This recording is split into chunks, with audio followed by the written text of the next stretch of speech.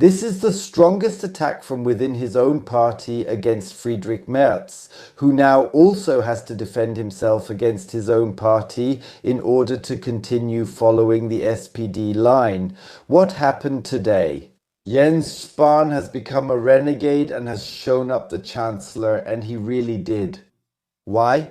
He wants to get the nuclear power plants up and running again as quickly as possible, and at the same time, instead of building permanent repositories, set up smaller power plants that recycle the waste into electricity.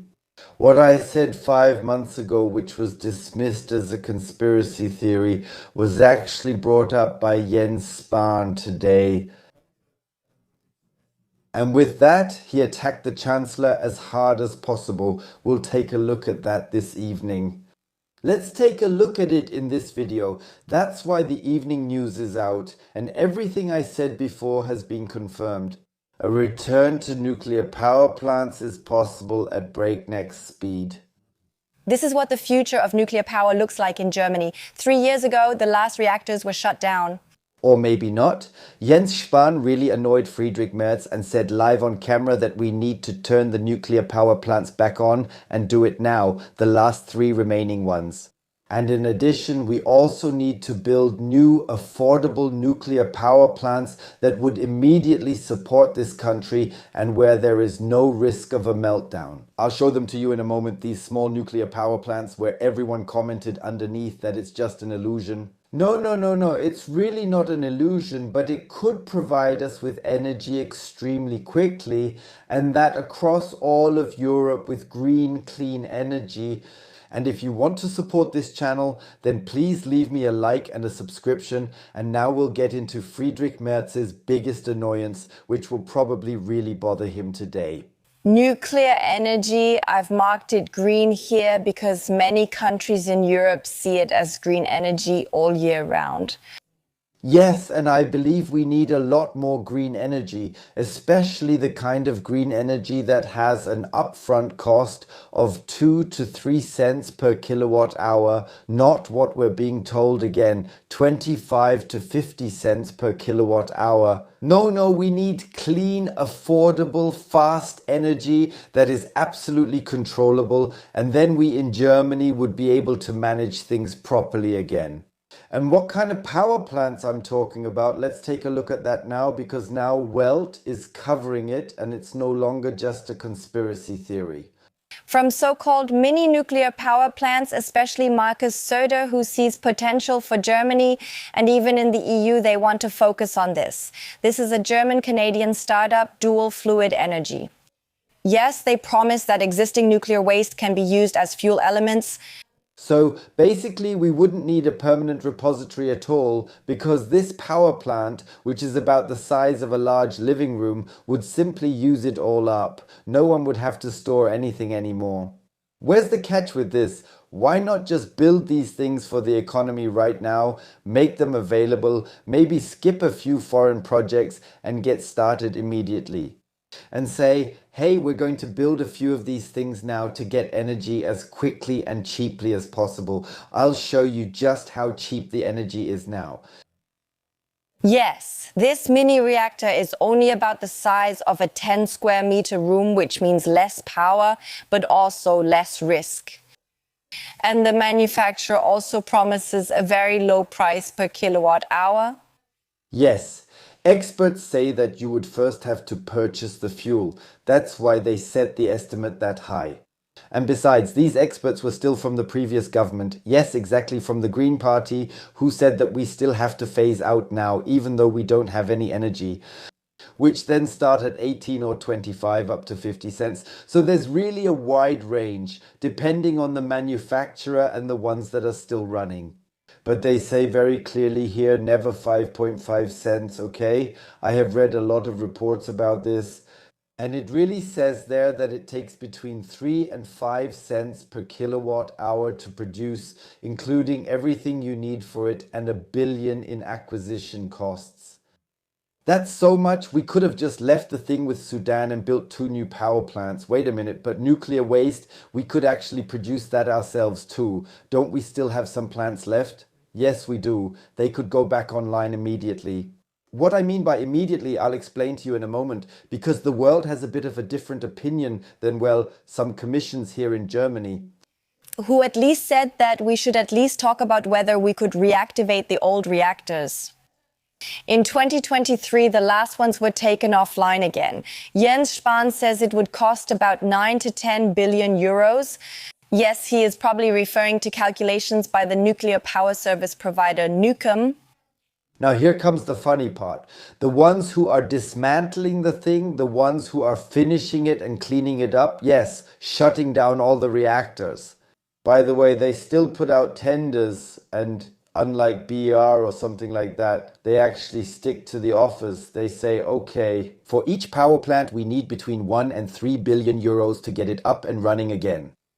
But they also say that, including technical safety approval and so on, we need about 12 to 14 months.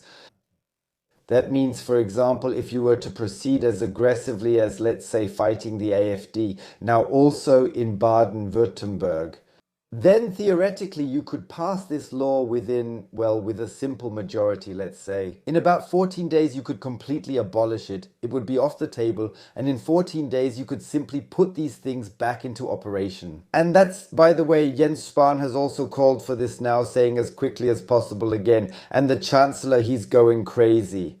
How is he supposed to explain that to the SPD? To put these 3 power plants into operation and then to spend another 10 or 12 billion to build these small mini power plants to recycle our, well, nuclear waste that we still have in Jülich. Just imagine that. Who would actually take all this cheap energy then? That would be really stupid. You couldn't even put that much tax on it. Like Westinghouse, it's no problem. We can get the components, even in a few years, the fuel rods as well. And we'll also be able to get the personnel back in time. And I'm referring to Mura Systems now. Exactly. And that's a Japanese manufacturer. It's an IT service provider. And he said, and by the way, he also put this in writing to the federal government, that the missing components which are currently lacking in the nuclear power plants could be procured within 6 months. In 6 months, the nuclear power plant could be fully restored with the fuel elements. All of that would be available and would cost about 3 million per power plant. If you want to wait years, then it would only cost about 1 billion, and you would have to wait more than a year for the equipment that's currently missing. Above all, the problem is getting hold of the fuel elements. But that's because of the Russian-Ukrainian war of aggression, or illegal war under international law, or war, however you want to call it. Yes, that's why you can't get the fuel elements so quickly. Everything else you can. They can be delivered within a few months as long as the money is right, and that's exactly where green organizations go absolutely up in arms again. They don't want any new nuclear power plants in Germany because Fukushima is still very much on their minds. And many people here in Germany don't even know that we don't have any tectonic plates here in Germany that move. That could trigger tsunamis. That means our nuclear power plants are safe. The only plausible reason I can think of is consideration for the coalition partner. So, while parts of the union would have liked to return to nuclear energy, the SPD has remained consistently united as one. Among others, I also spoke with the energy policy spokesperson Nina Scheer, and she is absolutely determined on this. I asked her, even if we had an energy policy emergency, what would happen then? No, under no circumstances. So, and why is this going to put so much pressure on the Chancellor now? It's simple, because the SPD doesn't want it. The SPD doesn't want you to have cheap electricity.